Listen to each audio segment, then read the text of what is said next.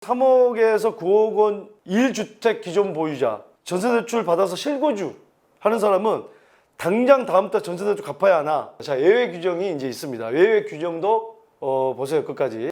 자, 눈치 빠르신 분들은 투자를 여기다 하면 되겠구나 나올 겁니다. 어디다 하면 되냐고요? 잠시 후에 말씀해 드리도록 하겠습니다. 장대장TV 시청자 여러분 안녕하십니까? 장대장입니다. 자, 이번에 6.17 부동산 대책이 발표되고 나서 많은 분들이 혼란스러워 하는 부분이 있습니다. 자, 이번에 정부에서는 전세 대출을 해주니까 그 돈 가지고 순수하게 전세만 사는 게 아니고 그 돈 여윳돈으로 갭투자를 하더라. 그래서 이제 전세 대출을 막겠다 하는 게 이제 정부의 취지인데, 자, 이 부분에 대해서 사실상 조금 혼란스러운 부분도 있습니다. 사실 그 정책을 발표하면 정확하게 좀 발표를 해야 되는 부분도 있는데, 그 부분들이 급하게 나와서 그런 건지, 그런 부분이 조금 미흡한 부분이 있지 않나. 자, 어떤 부분인지 한번 보도록 하겠습니다. 자, 이번에 투기과열 지구 내에서 3억 초과하는 아파트를 사면, 추가로 구입하면 전세대출 해소하겠다. 자, 이 부분인데, 지금 현재는, 자, 지금 현재라고 하는 거는 마지막에, 그러니까 6.27 대책이 발표되기 이전에 2019년 12월 16일 날 12.16 대책 때 발표한 게 이제 마지막 발표였는데, 자, 그 부분은요, 시가 9억 원 초과 주택입니다. 자, 이게 이제 여러분들 좀 봐야 될 부분인데, 이건 굉장히 중요한 부분입니다. 자, 이 부분이 왜 중요한지 끝까지 보시면 알게 됩니다. 시가 9억 원 초과 주택 보유자에 대한 전세대출 보증 제한입니다. 그러니까 투기과열 지구 내에 시가 9억 원 주택이 있으면 전세대출을 보증 제한하기 때문에 전세대출 안 해주겠다는 얘기죠. 전세대출을 받은 후에 9억 초과 주택 구입 시는 대출을 바로 즉시 해소를 합니다. 다주택자 2주택 이상에 대해서도 전세대출 보증이 제한되어 있다. 자, 개정은 자 어떤 부분이냐? 투기적 투기과열 지구 내에 시가 3억 원 초과 아파트입니다. 자, 이 부분 굉장히 중요합니다. 자, 기존에는 시가 9억 원 초과 주택이지만, 자, 이 바뀐 부분에서 시가 3억 원 초과 아파트로 한정 지었습니다. 시가 3억 원 초과 아파트 신규 구입입니다. 신규 구입. 신규 구입한 거는 전세대출 보증 제한 대상에 추가시킵니다. 자, 7월 이제 몇 월 며칠, 7월 며칠이나 나오겠죠. 그러면은 그 이후에 신규로 시가 3억 원 초과 아파트입니다. 자, 어떤 분은 3억 이상입니까? 3억 이하입니까? 이런 얘기 하는데, 이상 이하는 뭐죠? 3억이 포함되는 거죠. 그러니까 3억까지는 괜찮은 거죠. 초과니까. 3억 1원부터 안 되겠죠. 네. 자, 3억 이상입니까? 초과입니까? 이 질문하시는 분도 있습니다. 전세대출 받은 후에 투기적 투기과열 지구 내 3억 초과 아파트 구입은 전세대출이 즉시 해소됩니다. 전세대출 받은 후에 투기지역 내 아파트 구입하면 전세대출 바로 회수. 구입주택의 기존 임대차 계약 미완료 등 불이익 피해가 발생할 수 있는 경우만 해수 적용된다. 자, 예외 규정이 이제 있습니다. 예외 규정도 보세요, 끝까지. 자, 투기과열 지구 내에 이제 이번에 발표한 게 시가 3억 원 초과 아파트 신규 구입자는 전세대출 보증이 제한되고 기존 전세대출을 해소한다. 이게 이제 7월 중순에 시행한다 예정인데, 자, 그러면 투기과열 지구 내 3억에서 9억 원 1주택 기존 보유자의 전세대출 받아서 실거주 하는 사람은 당장 다음 달 전세대출 갚아야 하나? 다음 달부터 시행이 되면? 아닙니다. 원래 3억에서 9억 사이에 1주택을 보유하고 있었는데 전세대출 받아서 살고 있어요, 다른데. 근데 이번에 투기과열 지구로 새로 지정된 데 있죠? 송도 영수구라든지 몇 개구, 대전 몇 개구, 뭐 군포라든지 이런 지역들. 그럼 당장 전세대출 갚아야 되냐? 아닙니다. 그러나 3억 초과 아파트를 신규 기존에 가지고 있는데 투기과열 지구로 지정됐다 이번에. 그건 괜찮지만 신규로 구입한 3억 초과 아파트입니다. 자, 여기에서 굉장히 중요한 부분이 나옵니다. 자, 눈치 빠르신 분들은 투자를 여기다 하면 되겠구나 나올 겁니다. 어디다 하면 되냐고요? 잠시 후에 말씀해 드리도록 하겠습니다. 광고 보고 오겠습니다. 1주택자 전세대출 한도 얼마나 줄어드나. 전세대출 보증 제한. 제가 가장 중요한 부분을 마지막에 얘기를 하겠습니다. 투자 포인트가 나오겠죠. 인내, 고진감래.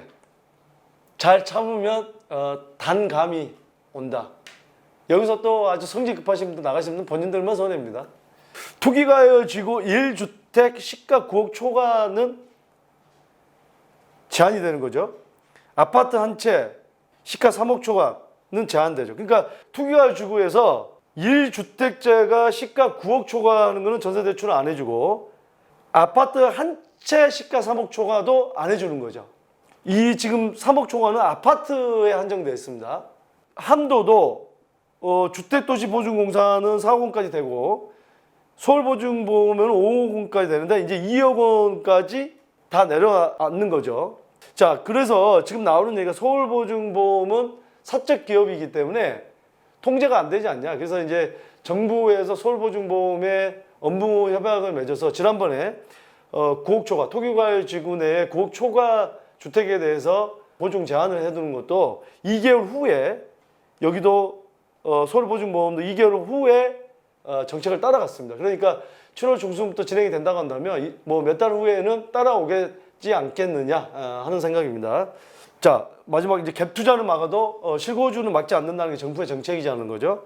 전세에서 자가로 옮기는 정상적인 주거 사다리는 이용은 저해야 않도록 예외 인정할 계획이다. 전세에서 자가로 들어가는데 기존 아파트 임대차 계약이 남아 있으면 기존 아파트 전세 끼고서 산 게 있는데 내가 전세 대출 받고 살고 있는데 기존 아파트 전세 임대차 계약이 1년이 남아 있는데 무조건 들어가야 되냐? 그거는 안 된다는. 전세 대출금이 해수로 예외를 인정한다는 거죠. 예.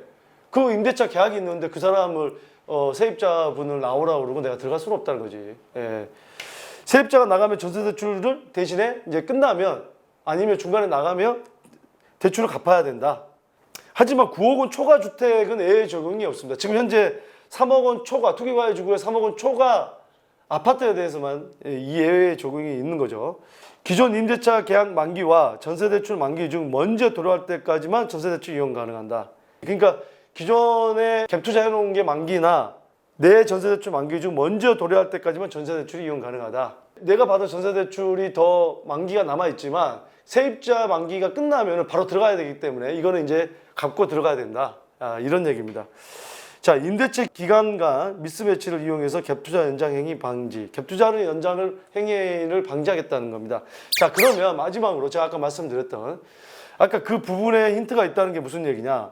투기과열 지구에 3억 원 초과 아파트 신규 구입하는 경우에만 전세 대출이 해소가 되기 때문에 이 투기과열 지구에 다세대 주택이나 단독주택 이 주택에 대해서 3억에서 9억 원 사이는 전세 대출을 해소하지 않습니다.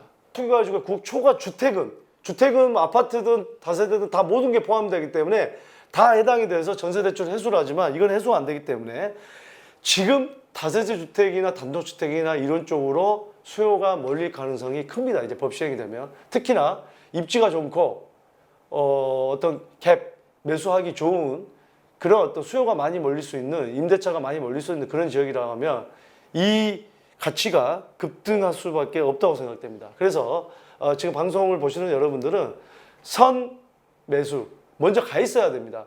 지금 최근에 보니까 김포 아파트도 막 1억 원 이상 올랐다. 어떤 뭐 공인중개사는 밤 10시까지 하루에 10건, 역대 그렇게 많이 계약을 써본 게 없다. 또 일부 매도자들은 매물을 내놨던 매도자들은 다시 거둬들였다. 이런 얘기들이 나오는데 과연 그러면 다른 어떤 수요가 몰려들 수 있는 개발 호재, 즉 교통의 추가 교통적 호재라든지 주변의 직주 근접, 뭐 대기업이라든지 기업들이 많이 들어와서 고용 창출이 많이 일어나서 집값에 영향을 미칠 수 있는 그런 호재가 없이 단순하게 비규제 지역이라는 이유만으로 높은 가격 주고 샀는데 바로 또 정부에서 조정 대상이나 투기과열지구를 묶으면 매수자가 확 떨어질 텐데 그게 과연 잘한 투자일까요?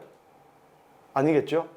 네, 여러분들 그래서 항상 어떤 정상적인 가격 안에서 나중에 급등할 수 있는 저게 먼저 선 안착, 선 매수를 해서 기다리고 양도세를 많이 내서 중간에 팔더라도 그런 방법을 택해야지 비싼 가격에 무조건 비규제 지역이니까 어떤 투자와 원칙인지 모르겠습니다. 그렇게 매수하시는 분들은 어디서 어느 유튜버에서 들은 얘기예요. 네.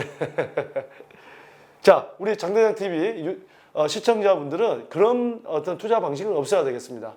자, 여러분들 이번에 6.17 대책에 대해서 궁금하신 분들이 많은데 댓글 주시고 또 이메일 주시고 하면 제가 또 추가적으로 계속해서 좋은 컨텐츠, 여러분들 궁금해야 하는 그런 컨텐츠를 계속해서 올려드리도록 하겠습니다. 감사합니다.